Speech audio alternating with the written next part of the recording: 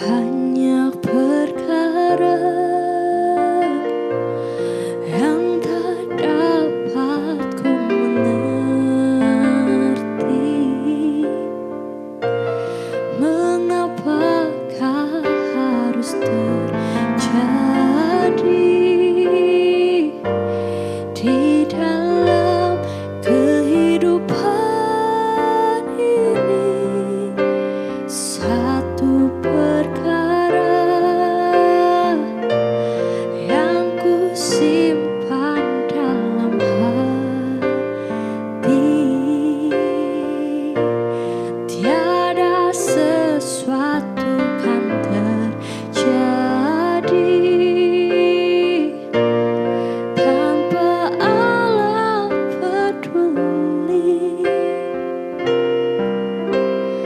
Allah mengerti, Allah peduli segala persoalan yang kita hadapi. Tak akan pernah dibiarkannya ku bergumul sendiri, sebab Allah mengerti.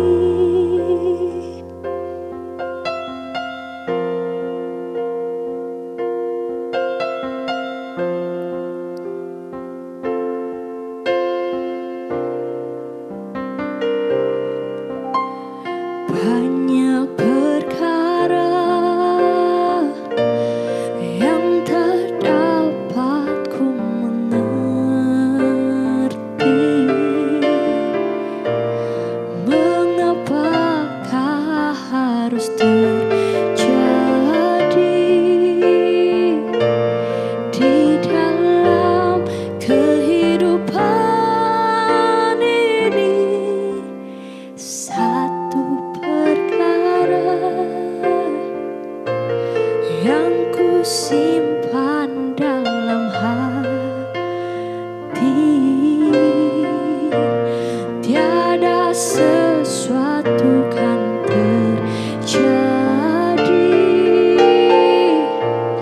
tanpa Allah peduli. Allah mengerti, Allah peduli segala persoalan yang kita hadapi. Tak akan pernah dibiarkannya ku bergumul sendiri, sebab Allah mengerti.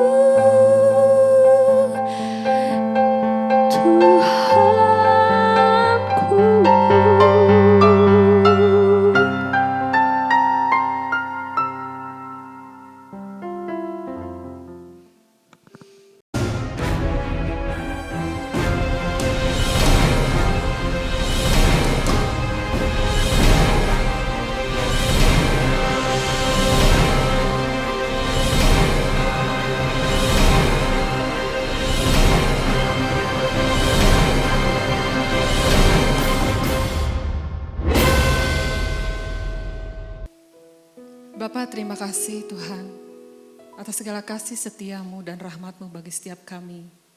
Kami jemaatmu Tuhan, dimanapun berada Tuhan, kami mau memuji menyembah Engkau Tuhan.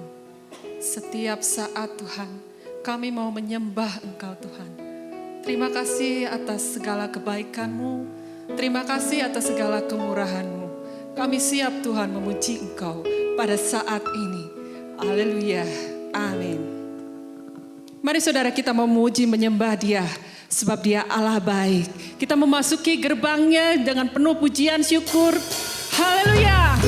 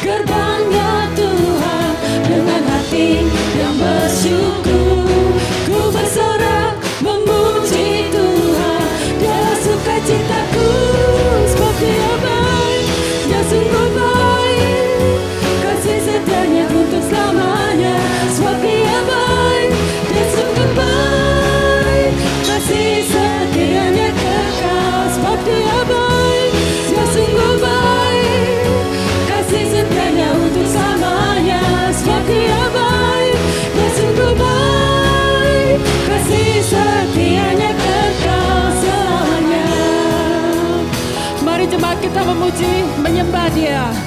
Sebab Dia Allah yang baik, Dia Allah yang luar biasa.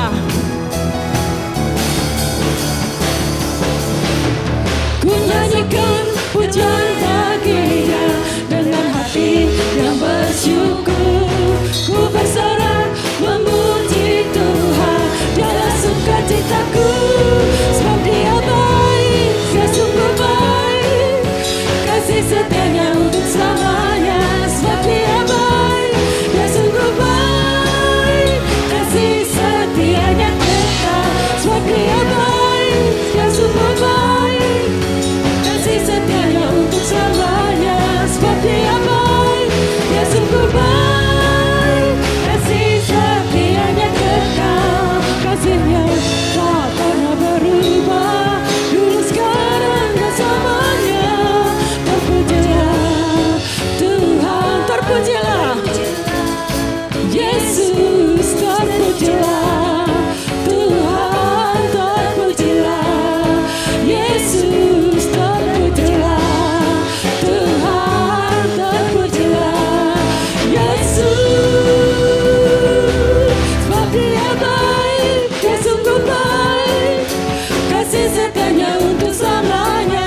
Sebab Dia baik, Dia sungguh baik, kasih setianya kekal, kasih setianya kekal. Sebab Dia baik, Dia sungguh baik, kasih setianya untuk selamanya. Sebab Dia baik, Dia sungguh baik, kasih setianya kekal, kasih setianya kekal, kasih setianya kekal selamanya.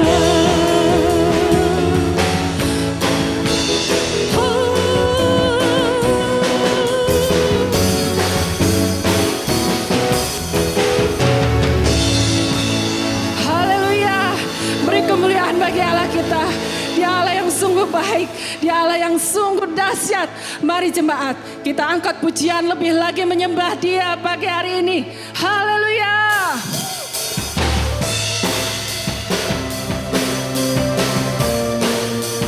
Terima kasih Tuhan, Engkau Allah Raja Maha Besar.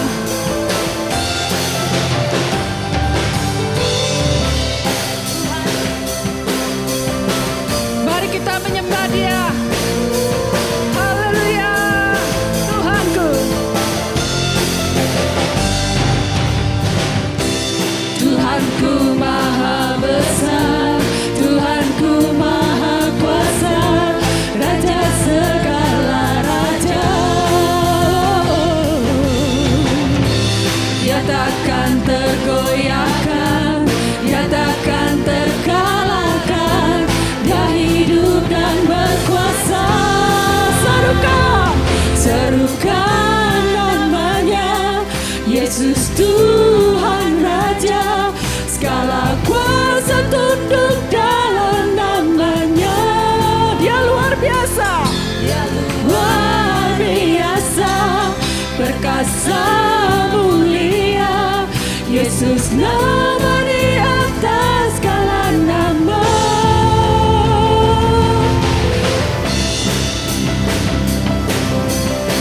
Dia sungguh luar biasa. Tuhanku, Tuhanku Maha Besar. Tuhanku Maha Besar, Tuhanku Maha Kuasa, Raja segala raja.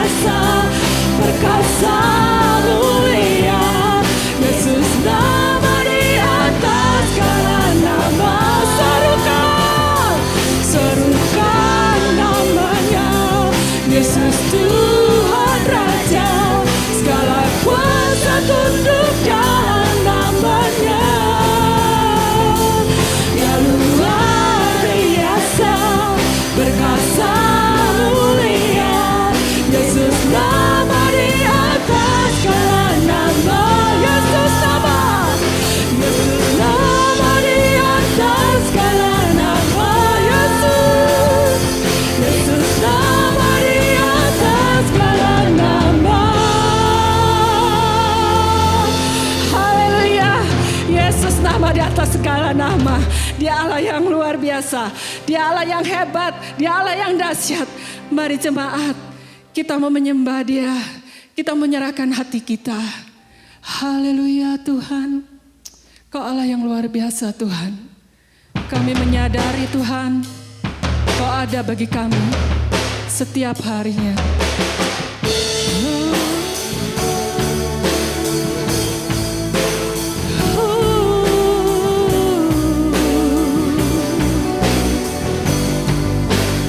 Terima kasih Tuhan, Kau yang terbaik.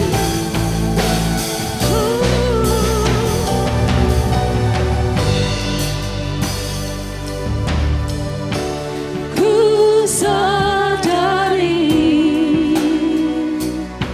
setiap saat Kau ada di sisiku. Ku tak sempurna, namun Kau Tuhan selalu mengasihiku di jalan hidupku. Ku lihat penyertaan-Mu nyata. Sungguh Engkau Tuhan, Allah yang berkuasa di bumi di surga. Sebab kasih-Mu yang besar Kau ku sembah. Kau yang terbesar layak dipuji. Kasih-Mu yang besar menyelamatkan. Kau Tuhan yang termulia, sempurna kasih-Mu.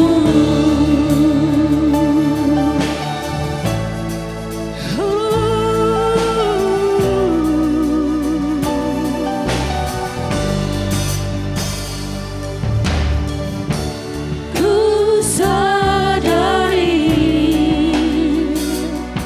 setiap saat Kau ada di sisiku. Ku tak sempurna, namun Kau Tuhan selalu mengasihiku di jalan hidupku. Ku lihat penyertaan-Mu nyata. Sungguh Engkau Tuhan, Allah yang berkuasa di bumi di surga. Sebab kasih-Mu yang besar Kau ku sembah. Kau yang terbesar layak dipuji. Kasih-Mu yang besar menyelamatkan. Kau Tuhan yang termulia, sempurna kasih-Mu. Sebab kasih-Mu yang besar Kau ku sembah. Kau yang terbesar layak dipuji. Kasih-Mu yang besar menyelamatkan. Kau Tuhan yang termulia, sempurna kasih-Mu.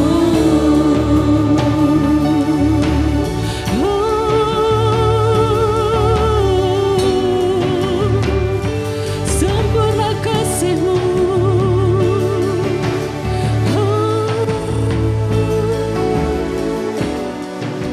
Terima kasih Tuhan. Terima kasih Tuhan. Terima kasih Bapa. Sebab kasih-Mu yang besar Kau ku sembah. Kau yang terbesar layak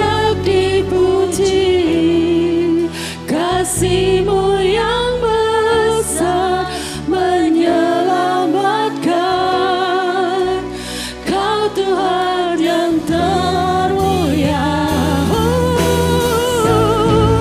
Kasih-Mu yang besar Kau ku sembah. Kau yang terbesar layak dipuji. Kasih-Mu yang besar menyelamatkan. Kau Tuhan yang termulia. Kau Tuhan, Kau Tuhan yang termulia. Kau Tuhan, Kau Tuhan yang termulia. Sempurna kasih-Mu, sempurna kasih-Mu, sempurna cinta-Mu Tuhan. Oh, terima kasih Tuhan. Oh ya ya Rabba. Terima kasih Bapa. Terima kasih Tuhan. Ya Bapa, terima kasih atas segala cinta-Mu Tuhan. Terima kasih atas segala kebaikan-Mu. Semuanya sempurna bagi kami Tuhan. Kau yang telah menyatakan jalan-jalan bagi kami Tuhan. Terima kasih Tuhan. Kau Allah yang layak ditinggikan. Allah yang layak dimuliakan. Yang bertahta di atas kehidupan kami Tuhan. Terima kasih Bapa. Segala pujian, hormat bagi-Mu Tuhan Yesus. Haleluya. Amin.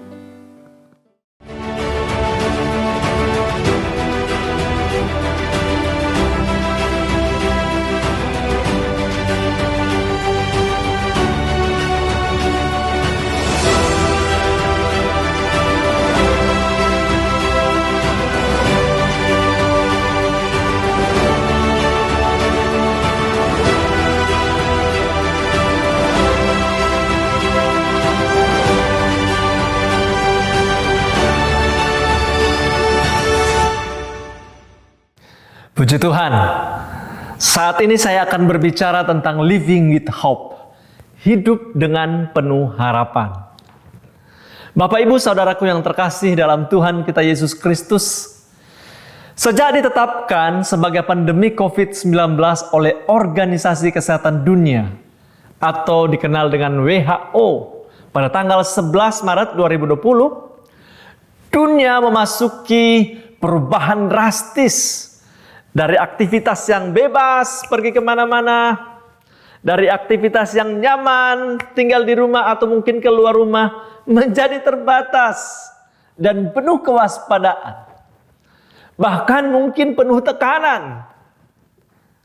Karena pandemik sekarang ini, orang harus membiasakan diri dengan 5M.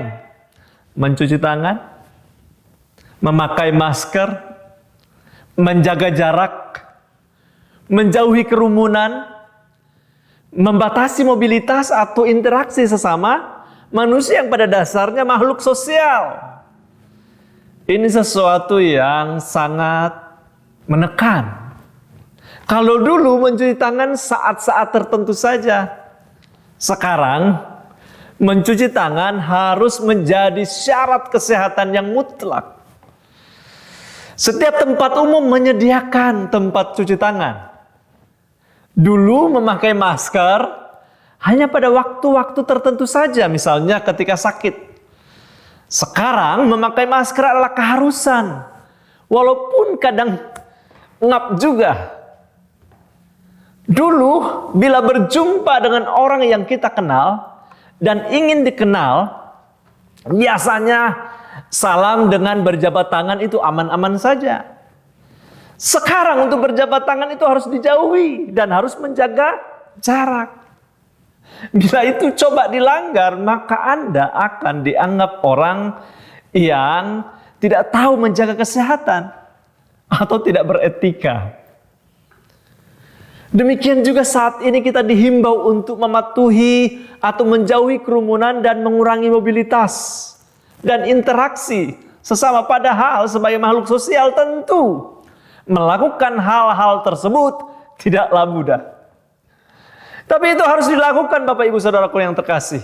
Mengingat ada bahaya virus yang mematikan dan tak terlihat saat ini.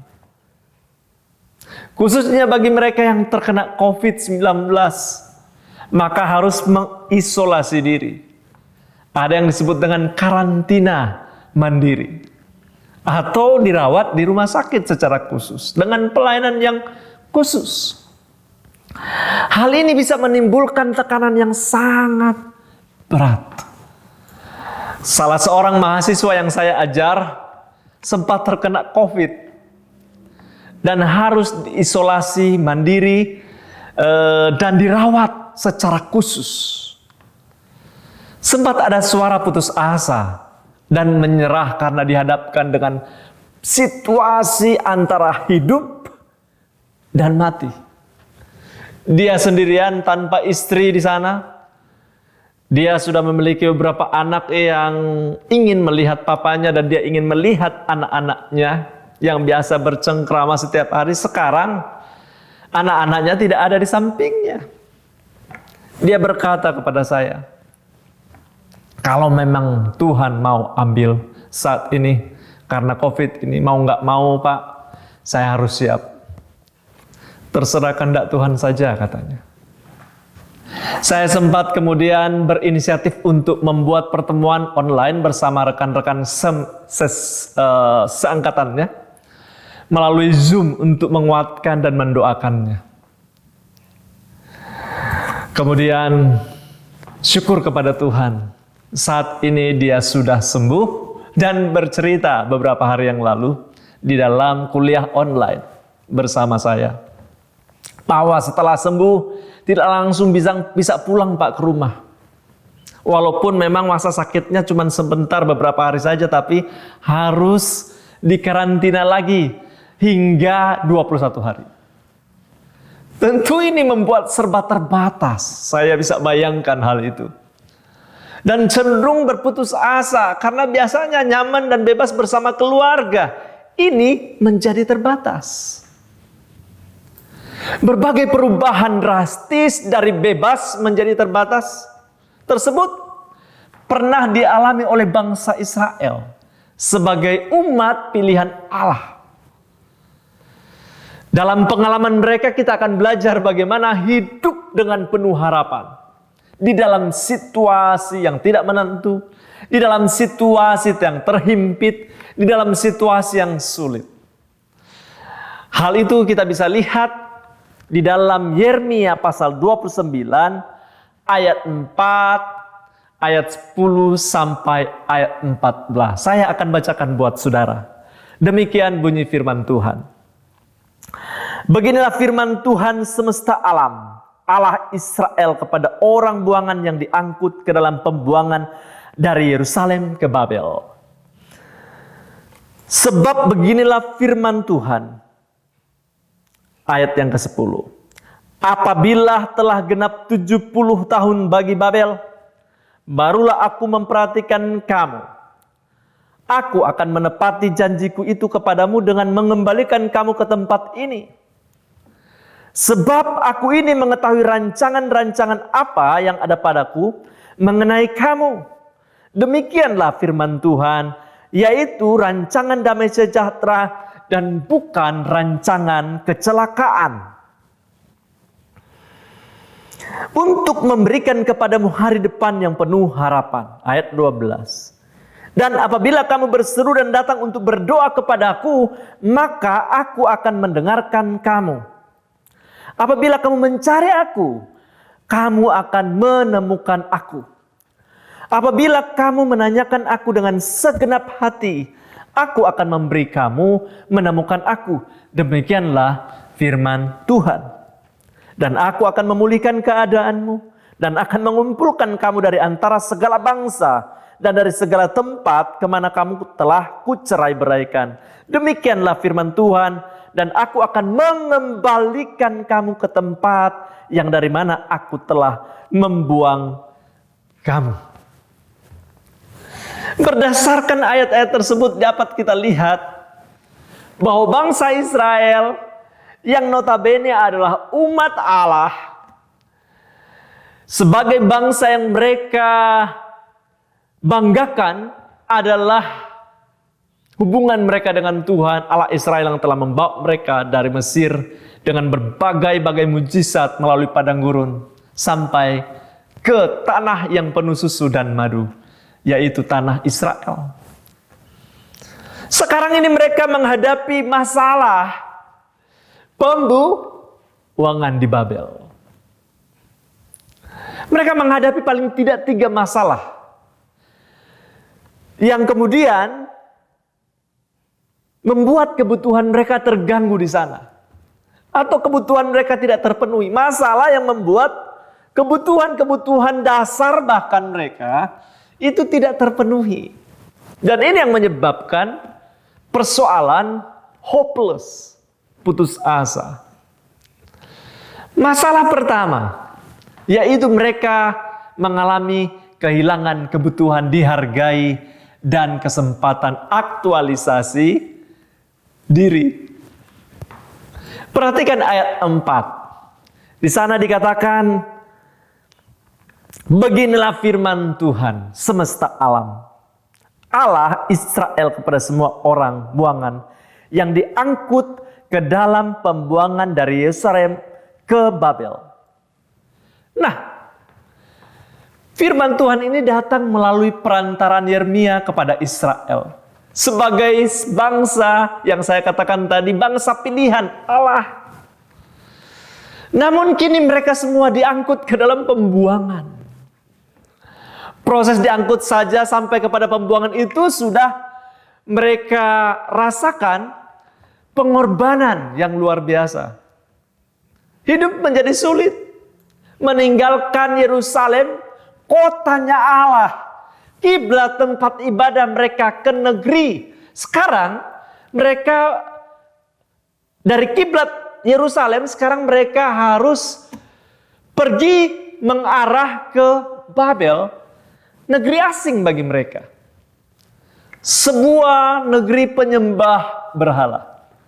Kota orang-orang yang tidak mengenal Allah.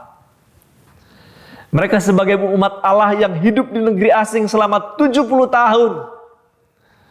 Itu sesuatu yang tidak mengenakkan.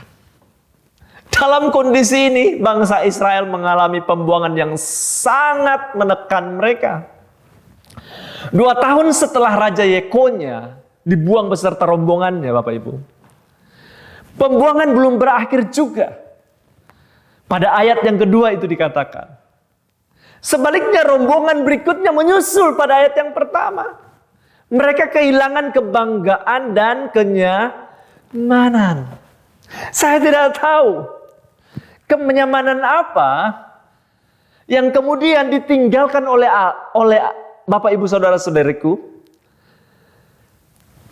Kenyamanan yang membuat kita nyaman sekali di satu tempat, kemudian pergi ke tempat yang asing bagi kita. Atau mungkin kita dicabut dari zona nyaman kita. Sekarang kita berada pada zona nyaman, zona yang tidak mengenakan atau mungkin menghimpit kita. Ada kebutuhan yang tidak terpenuhi di sana. Padahal ini kebutuhan hakiki menurut hierarki Abraham Maslow, yaitu butuh rasa nyaman dan mungkin mengaktualkan diri dari pencapaian-pencapaian yang sudah diraih. Itulah yang dialami oleh bangsa Israel. Lalu pengalaman kedua, mereka menghadapi masalah krisis keyakinan. Mereka dengan nubuat palsu, atau kalau zaman sekarang kita kenal dengan hoax. Mereka harus mendengar nubuatan-nubuatan yang disampaikan oleh nabi-nabi yang tidak disuruh oleh Tuhan. Suatu berita yang tidak benar dan yang bukan fakta. Pada ayat 9 kita lihat di sana disebutkan, sebab mereka bernubuat palsu kepadamu demi nama Tuhan. Aku tidak mengutus mereka, demikianlah firman Tuhan. Bangsa Israel termakan dengan hoax para nabi palsu bahwa mereka tidak akan ditawan. Tentunya tidak akan ditawan merupakan satu berita baik, bukan? Tentunya untuk tinggal tetap di Israel merupakan berita baik. Tetapi rupanya bukan itu kehendak Tuhan bagi orang Israel yang sudah melanggar titah Tuhan. Penyembahan berhala mereka lakukan. Melanggar hari Sabat, ketentuan Tuhan yang memang ketat harus dijalankan, mereka langgar. Dan Allah ingin supaya mereka dididik di tanah pembuangan. Pada kenyataannya mereka ditawan saat ini. Hoax yang mereka telah dengar memberi harapan palsu kepada mereka. Pada kenyataannya mereka akan ditawan selama 70 tahun. Dan itu udah ketentuan Tuhan. Ada orang menganggap bahwa ini sesuatu rancangan kecelakaan untuk bangsa Israel. Ini akan menghancurkan pengharapan mereka.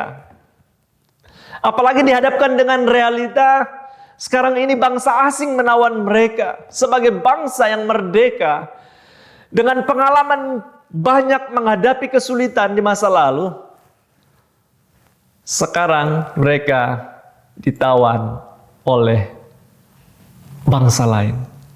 Lalu kemudian mereka bertanya, di manakah Allah? Lalu mereka bertanya, Allah mungkin sekarang sudah berubah dari baik menjadi jahat. Atau mungkin juga Allah itu baik, tetapi dia sedang tidak mampu menolong kami.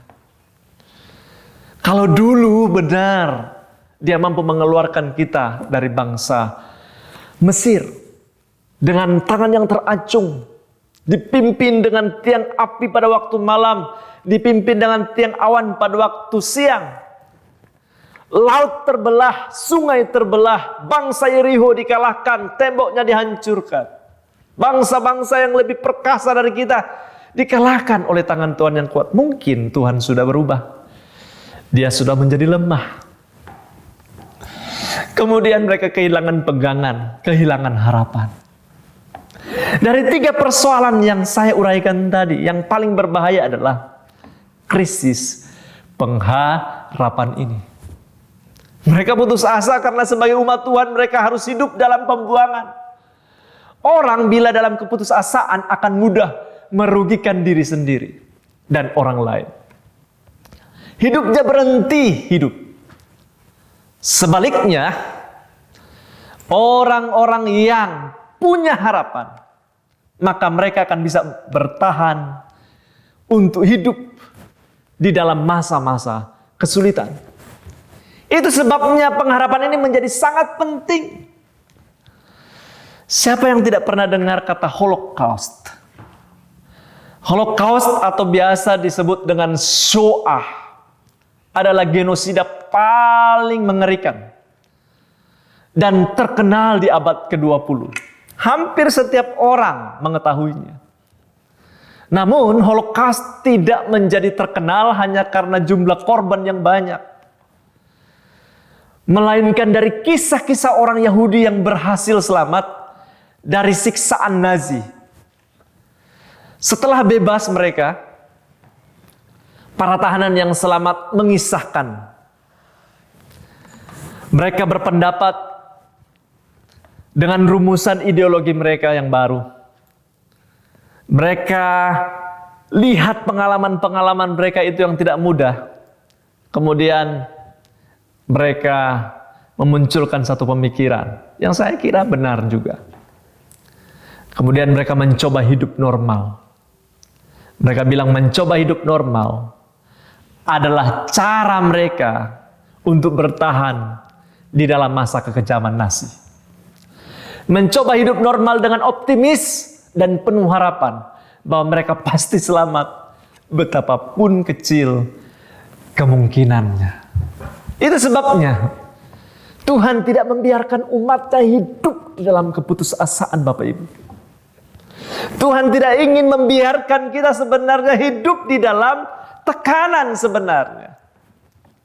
Kalaupun ada saatnya Tuhan izinkan itu, Tuhan tidak membiarkan kita untuk hopeless. Karena bukan itu tujuannya. Tujuan Tuhan mendidik kita menghadapi masalah. Sehingga Tuhan bilang atau melalui firman Tuhan yang disampaikan kepada Yakobus, anggaplah sebagai kebahagiaan kalau kita jatuh di dalam berbagai-bagai pencobaan. Itu akan mematangkan imanmu. Itu akan memurnikan dan menjadikan engkau dewasa di dalam iman. Sehingga jangan simpulkan Tuhan dengan perilaku dan sikapnya kalau ketika engkau sedang menghadapi masa-masa sulit. Sekarang pertanyaannya, apa pengharapan yang Tuhan berikan kepada kita di masa yang akan datang? Walaupun kita menghadapi masa-masa sulit saat ini, pengharapannya adalah pertama, janji Tuhan bersifat pasti. Sekali lagi, pengharapan di dalam Tuhan kita harus miliki itu, karena janji Tuhan bersifat pasti. Itu nyata di dalam ayat yang ke-10. Dikatakan di sana, sebab beginilah firman Tuhan, apabila telah genap 70 tahun lagi bagi Babel, barulah aku memperhatikan kamu. Aku akan menepati janjiku itu kepadamu dengan mengembalikan kamu ke tempat ini. Ini janji yang keluar dari perkataan Tuhan sendiri. Dan saya yakin kalau Tuhan yang berjanji, Dia setia dengan janjinya. Amin. Rancangannya penuh dengan harapan. Dia memberikan kepastian kepada umat. Itu sebabnya yang kedua, selain Dia setia kepada janjinya, rancangannya penuh dengan damai sejahtera. Itu nyata di ayat yang ke-11. Yeremia 29 ayat 11 dikatakan di sana.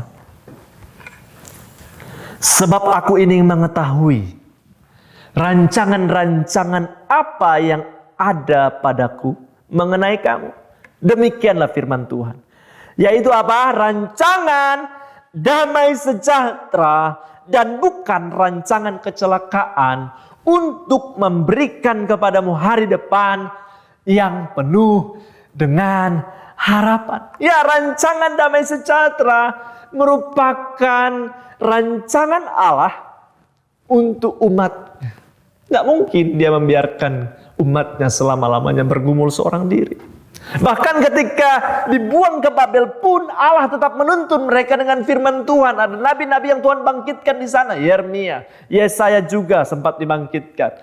Beberapa nabi-nabi termasuk Yeremia saat ini yang kita baca. Tuhan kawali mereka. Nabi-nabi kecil di dalam perjanjian lama. Itu mengisahkan berbagai pembuangan. Allah tetap menuntun mereka. Allah tetap menuntun mereka dengan firman-Nya.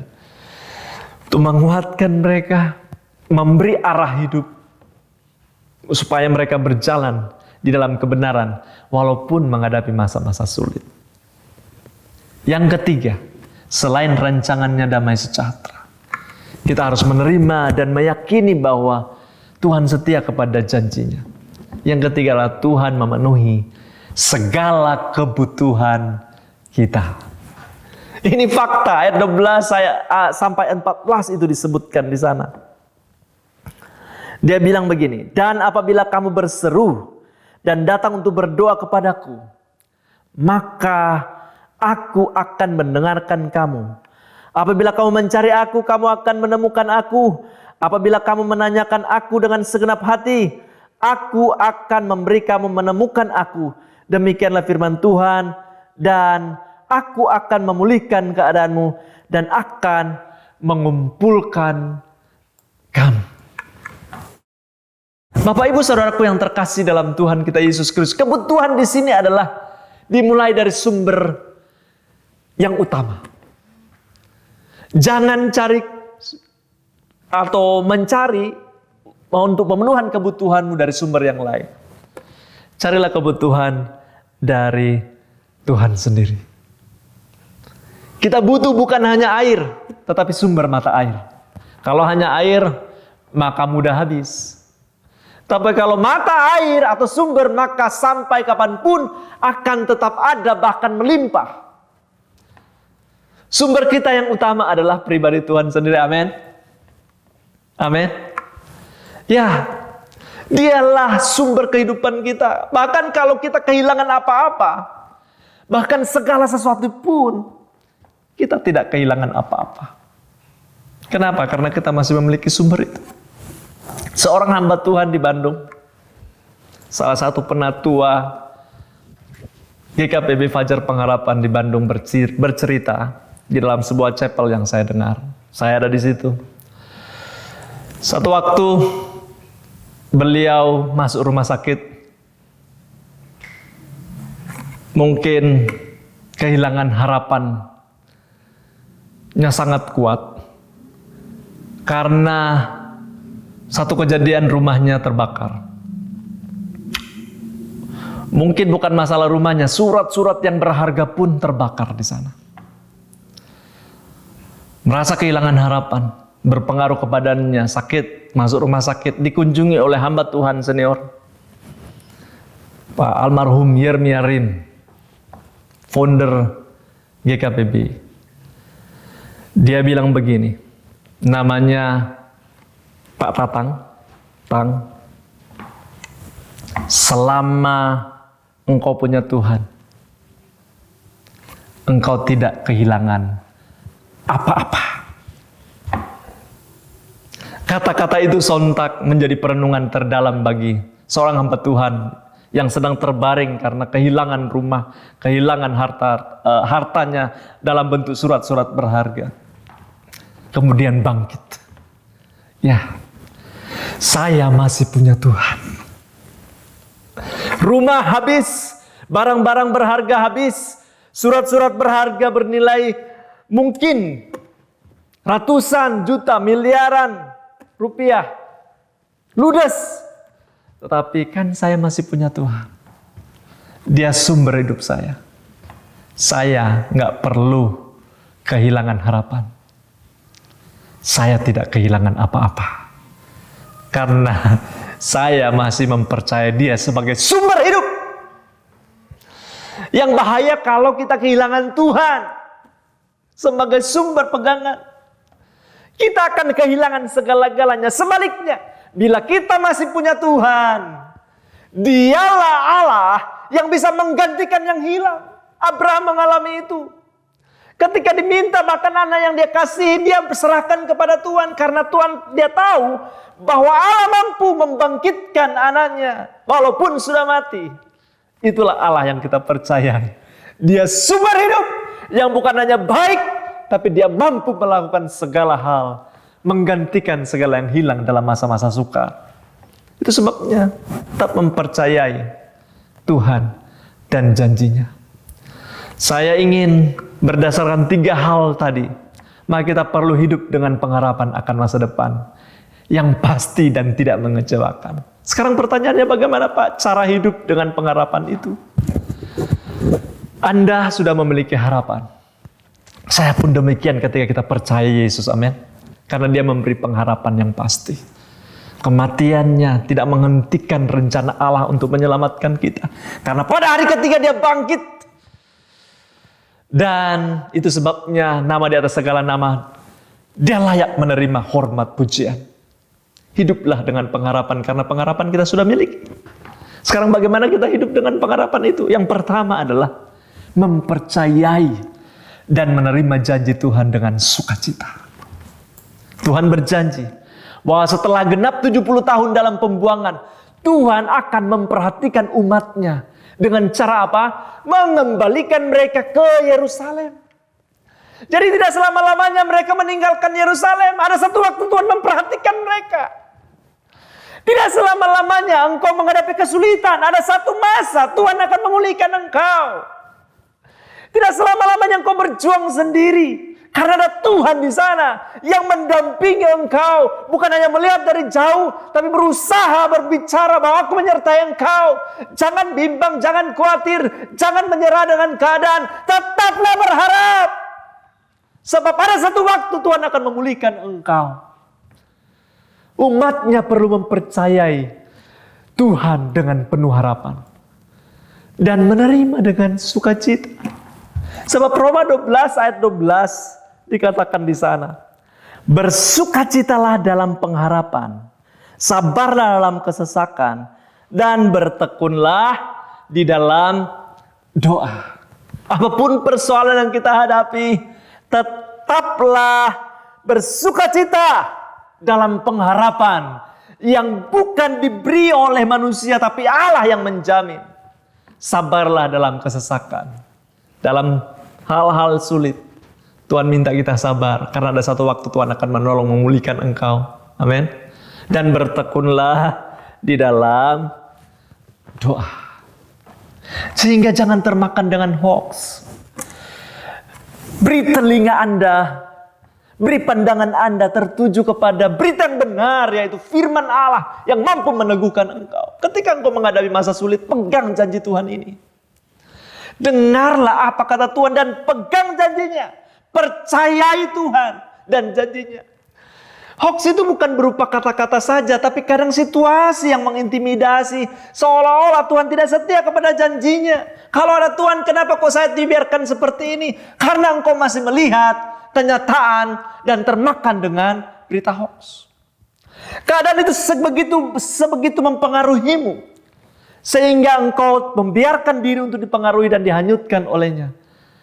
Dan rupanya itu akan mengikis imanmu untuk memandang Tuhan. Itu sebabnya, bangkitkan imanmu sekarang. Pandang Tuhan dan janjinya. Lebih dengarkan apa kata Tuhan. Kalau Tuhan bilang jangan khawatir, ya pegang janjinya. Kalau Tuhan bilang, aku ini memiliki pengharapan, aku ini memiliki janji, masa depan yang penuh harapan, pegang janjinya. Kalau Tuhan bilang, jangan takut, imani kata-katanya. Itu akan membuat engkau kuat dalam menghadapi masa sulit. Yang kedua, bagaimana kita hidup dalam pengharapan? Tetap bertanggung jawab di dalam pekerjaan kita. Jadi rupanya ketika kita menerima janji Allah, kita tidak sekedar menerima dan sudah selesai. Laksanakan janji-janjinya. Laksanakan firman Tuhan sekaligus. Kalau Tuhan bilang minta bekerja, ya bekerja. Kalau nggak kerja, nggak makan. Bekerja. Kalau Tuhan percayakan pekerjaan itu, terima itu sebagai tanggung jawab untuk dilakukan. Karena kalau nggak kerja, saya mau beritahu, engkau tidak melayani Tuhan. Karena kerja itu bagian dari pelayanan untuk Tuhan. Sehingga Tuhan bilang bahwa apapun yang kau kerjakan, kerjakanlah itu karena Tuhan. Karena bukan hanya upah di dunia yang kau terima, tapi upah yang akan datang. Tuhan sanggup memberi upah. Tuhan ingin lihat ketekunanmu dan tanggung jawab dalam pekerjaan. Aduh sepi Pak, sebaiknya nggak usah. Saya kerja, pulang deh, nyerah. Saya mau beritahu, engkau bukanlah penggali emas yang sejati. Penggali emas yang sejati, dia akan tetap menggali walaupun tidak kelihatan emasnya. Sedangkan si penggali yang bukan tulen, yang betul-betul hanya sekedar menggali, dia akan buang-buang waktu. Hanya sekedar gali, dapat emas juga atau tidak. Ya, kalau nggak dapat, puji Tuhan. Kalau dapat, puji Tuhan. Kemudian ketika sudah capek, menyerah, dia mengundurkan diri. Datanglah si penggali yang sungguh-sungguh. Ini tinggal diteruskan. Dia gali-gali. Sebentar lagi rupanya dia temukan emas. Sementara penggali yang pertama, sebentar saja, 1 meter mungkin, ada emas, tapi dia sudah menyerah, tidak dapat. Itu sebabnya, bekerjalah dengan tekun dan tanggung jawab. Tuhan berikan firman Tuhan ini ketika bangsa Israel berada di Babel. Apa itu? Di ayat yang ke-5 dibilang begini, dirikanlah rumah untuk kamu diami, buatlah kebun untuk kamu nikmati hasilnya, usahakanlah kesejahteraan kota kemana kamu aku buang, dan berdoalah untuk kota itu kepada Tuhan, sebab kesejahteraannya adalah kesejahteraanmu juga. Artinya ketika engkau dalam keadaan terhimpit, jangan menyerah, tetap lakukan bagianmu. Sebab Tuhan ingin engkau berhasil. Tuhan ingin engkau sukses. Tuhan ingin engkau meraih masa depan penuh harapan. Tetap melangkah, moving forward. Ada janji Tuhan di sana. Dia sediakan untuk kita, yaitu mahkota kekal sekaligus harta-harta yang terpendam yang kita harus kekali. Ada bagian Tuhan yang menjanjikan dan memampukan, ada bagian untuk kita bekerja dengan tanggung jawab. Yang ketiga, bagaimana kita hidup penuh harapan. Tetaplah berdoa tanpa jemu.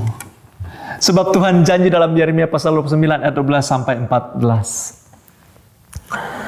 Dan apabila kamu berseru dan datang untuk berdoa kepadaku, maka aku akan mendengarkan kamu. Apabila kamu mencari aku, kamu akan menemukan aku. Apabila kamu menanyakan aku dengan segenap hati, aku akan memberi kamu menemukan aku. Demikianlah firman Tuhan. Dan aku akan memulihkan keadaanmu dan akan mengumpulkan kamu dari antara segala bangsa dan dari segala tempat di mana kamu telah kucerai-beraikan. Demikianlah firman Tuhan. Dan aku akan mengembalikan kamu ke tempat yang dari mana aku telah membuang kamu. Luar biasa. Tuhan berkenan ditemui saat-saat kita menghadapi masa-masa yang terhimpit. Masa lalu yang sulit, rupanya itu tidak menjadi penentu untuk kita meraih masa depan yang terhimpit. Kita akan meraih masa depan yang cerah. Kita akan menghadapi masa-masa sulit dengan penuh pengharapan di depan sana. Ada yang Tuhan sediakan lebih baik. Amin. Doa bukanlah laporan Bapak Ibu. Kenapa kok doa itu bisa menjadi jenuh Pak? Anda berhenti karena Anda berdoa sebagai doa laporan. Banyak kita terjebak dengan hanya menyampaikan minta ini, minta itu. Bukan berarti tidak boleh. Karena Tuhan minta, Tuhan bilang kita harus meminta. Ya betul, itu adalah permintaan Tuhan. Mintalah, maka engkau akan kuberi. Tetapi saya memberitahu itu akan menjenuhkan engkau. Tuhan kok saya sudah minta A, minta B. Kenapa Tuhan saya nggak melihat jawabanmu? Akhirnya berhenti berdoa, jenuh. Itu karena salah di dalam hal memandang doa. Doa bukan sekedar laporan, bukan sekedar meminta. Jadikan doa sebagai sarana istimewa untuk bersekutu dengan Tuhan. Karena doa mengandung unsur hubungan kita dengan Tuhan. Kenapa satu orang itu berdoa cuma sebentar dan selesai, sementara ada orang lain berdoa lama-lama? Kalau ditanya, saya menikmati Pak hubungan saya dengan Tuhan. Doa bukan terasa menjemukan, karena ini berbicara dengan Sang Raja. Kalau kita keluarga, di living room, ruang keluarga, berbicara dengan orang yang kita kasihi, itu lama bukan? Bisa berjam-jam, bisa menikmati persekutuan yang indah. Saya dengan istri bisa menikmati kebersamaan, bisa berjam-jam, bahkan berjamur. Ya, karena ada persekutuan, termasuk dengan anak-anak saya. Saya ingin membangun hubungan dengan mereka. Inilah hubungan. Jadi doa bukan laporan, tapi hubungan. Tuhan ingin menjawab doa anak-anak Tuhan yang sungguh-sungguh memandang doa sebagai persekutuan dengan Dia. Memang ada saatnya kita meminta, ada saatnya kita memang perlu meminta. Karena Tuhan juga mengajarkan demikian, bukan? Mintalah maka akan diberi. Saat Anda melakukannya, saya yakin, percayalah bahwa kita akan menerimanya. Ya. Tetapi yang lebih penting adalah jadikan doa itu adalah hubungan. Saat Anda bahkan ketika meminta kepada Tuhan, jadikan itu relasimu dengan Tuhan yang penuh iman. Sebab Tuhan Yesus sendiri mengatakan dalam Markus pasal 11 ayat 24. Karena itu aku berkata kepadamu, apa saja yang kamu minta dan doakan, percayalah. Sekali lagi, apa saja yang kamu minta dan doakan, percayalah bahwa kamu telah menerimanya, maka hal itu akan diberikan kepadamu. Jadi doa mengandung relasi hubungan dengan Tuhan, trust, ada trust dengan Tuhan. Seperti kita datang kepada orang yang kita kenal, sudah berjanji dan ingin memberi, percaya bahwa kita sudah menerima. Maka kita nggak meminta-minta lagi, tetapi meyakininya dengan penuh iman dan persekutuan. Saya yakin Dia punya waktu khusus untuk memberikannya. Begitu juga dengan Tuhan. Tuhan ingin kita meminta kepada Dia, tapi bukan permintaan laporan, tapi permintaan persekutuan. Tuhan, terima kasih bahwa Engkau telah menerima, telah memberi apa yang telah kuminta. Jadi sebagai orang yang berdoa, hendaklah ketika dia berdoa, dia meyakini bahwa saat itu juga Tuhan telah memberinya kepadanya. Sehingga hidupnya tidak perlu harap-harap cemas lagi, tapi hidupnya penuh sukacita. Karena meyakini dia sudah menerima. Kok gimana sih sikap dari seorang yang telah menerima? Pasti dia bersukacita. Pasti dia bersyukur, terima kasih Tuhan bahwa Engkau mendengar doa saya. Walaupun pada kenyataannya kita melihat belum ada faktanya. Tapi saya meyakini ini mengandung iman. Tuhan ingin kita berdoa dengan persekutuan yang indah dengan Tuhan. Apapun persoalan yang dihadapi hari ini. Mungkin Anda sedang susah karena situasi pandemik belum kunjung selesai. Sementara Anda sedang terhimpit dalam masa sukar secara ekonomi. Kesehatan, tekanan yang bersifat sosial. Karena harus menjaga jarak, menjauhi kerumunan atau mengurangi mobilitas dan interaksi dengan sesama yang Anda kasihi. Dari firman Tuhan yang kita dengar saat ini, hiduplah dengan pengharapan. Tetap percaya kepada Tuhan dan terima janjinya dengan sukacita. Karena Dia yang berjanji setia memberi masa depan yang penuh dengan harapan. Baik kepada Anda dan kepada saya pun demikian. Di samping itu tetaplah bertanggung jawab dalam pekerjaan. Lakukan itu karena Tuhan. Hanya dengan demikian kita bisa menerima upah saat ini di dunia, bahkan upah hidup kekal selama-lamanya. Bahkan saat di dunia pun Tuhan memberi upah ilahi, di mana damai, sejahtera, sukacita, kebenaran yang mampu memerdekakan masa-masa yang sulit. Dia membela kita, amin. Dan yang terakhir, tetaplah berdoa tanpa jemu. Walaupun seolah tidak ada jawaban, tetaplah semangat berdoa. Karena doa itu persekutuanmu dengan Tuhan. Engkau sedang menyatakan kasihmu kepada Tuhan. Tuhan ingin menyatakan kasihnya kepadamu. Karena sebenarnya Dia sesungguhnya sudah memberikan itu kepadamu. Tinggal engkau mensyukurinya. Karena pada dasarnya doa bukanlah hanya sekedar laporan kepada Tuhan. Maka kita harus bersekutu dengan Tuhan di dalam ketekunan. Tetap berdoa. Doa tidak dipandang lagi sebagai hal yang lain, melainkan memandang Tuhan sebagai pribadi yang setia kepada janjinya. Dia pasti memberi apa yang Dia janjikan.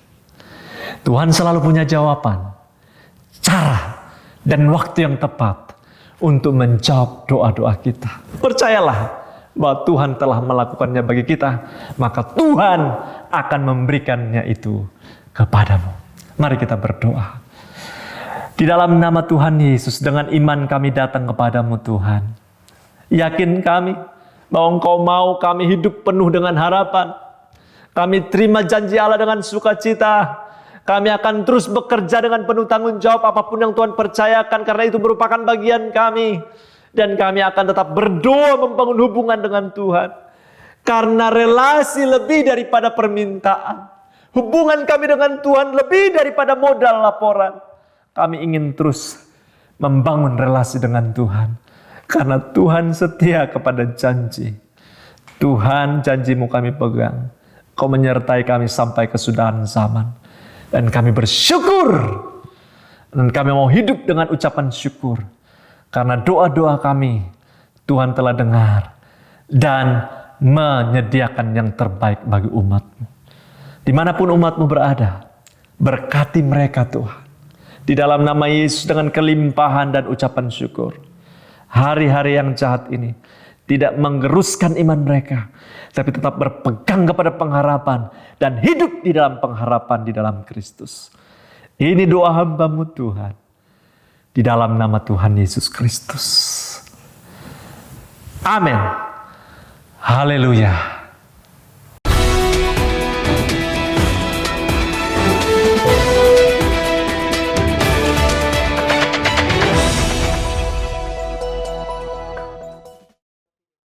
Anda baru saja mendengar firman Tuhan tentang Living with Hope atau hidup dalam pengharapan yang disampaikan oleh Pastor Royke Tumbelaka MTH. Ikutilah ibadah MDC Kadipaten yang diadakan secara online pada Minggu 28 Februari 2021 pada pukul 8.00. Pada sore harinya, yaitu pukul 17.00, ibadah akan disiarkan secara online melalui page Facebook online service MDC Kadipaten live streaming. Dampingilah anak Anda untuk mengikuti Star Kids yang diadakan setiap minggu pukul 17.00 melalui Zoom meeting. Selain itu, ibadah image dapat diikuti secara onsite di Geraha MDC Kadipaten lantai 2 setiap Sabtu pukul 17.00. Ayo ikut kesan, ajaklah saudara atau kenalan Anda untuk mengikuti kesan atau kelompok saling memperhatikan yang akan diadakan setiap hari Rabu dan Kamis pukul 18.30. Kesan dapat diikuti secara online melalui aplikasi Zoom Meeting atau onsite di tempat yang telah ditentukan oleh masing-masing kesan dengan tetap mengikuti protokol kesehatan. Pastikan diri Anda dan keluarga hidup beribadah kepada Tuhan setiap waktu. Bergabunglah dalam doa bersama melalui aplikasi Zoom Meeting pada hari Jumat 26 Februari 2021 pada pukul 18.30. Jadilah saluran berkat dengan membagikan link dari setiap ibadah online kepada anggota keluarga atau orang yang Anda kasihi agar mereka pun mengalami berkat seperti yang Anda alami. Persembahan-persembahan dalam ibadah dapat Anda sampaikan dengan mentransfernya ke nomor rekening seperti yang tertera dalam slide atau melalui pengumpulan dengan membawanya ke Geraha MDC Kadipaten pada hari Selasa antara pukul 8.00 sampai pukul 18.00. Sekian pengumuman MDC Kadipaten sepanjang minggu ini, kiranya Tuhan Yesus memberkati. Mari setiap jemaat dimanapun Anda berada saat ini, kita satukan hati kita. Haleluya, kami semua mengucap syukur Tuhan untuk saat ini Tuhan. Untuk waktu yang boleh kami jalani Tuhan Yesus. Kami boleh beribadah, kami boleh memuji menyembah Engkau Tuhan Yesus. Dan kami juga boleh mendapatkan kebenaran firman-Mu Tuhan. Firman-Mu yang selalu mengajarkan kepada setiap kami Tuhan.